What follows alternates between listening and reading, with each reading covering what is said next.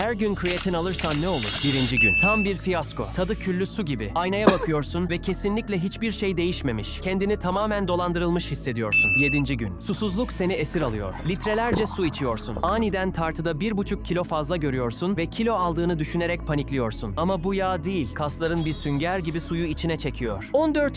gün. Doyum noktasına ulaştın. ATP depoların ağzına kadar dolu, sanki damarlarında uçak yakıtı akıyor gibi. Ağırlıklar hafif geliyor. Yorgunluk nedir bilmiyorsun ve daha iri görünüyorsun. Çünkü öylesin. 30. gün. Ve mesele sadece kaslarda değil. O zihinsel bulanıklık yok oluyor. Çünkü kreatin aynı zamanda nöronlarını da besliyor. Laser gibi bir odaklanmaya sahipsin. Eskiden seni ezip geçen o son tekrar şimdi adeta uçup gidiyor. Böylece fazladan birkaç tekrar daha çıkarabiliyor ve kaslarının toparlanma süresini hızlandırıyorsun. 60. gün. Aynaya bakıyorsun ve kendini tanıyamıyorsun. Durdurulamazsın. Daha hacimli, daha damarlı ve çok daha güçlüsün. Sadece kas inşa etmekle kalmadın. Adeta bir makineye dönüştün.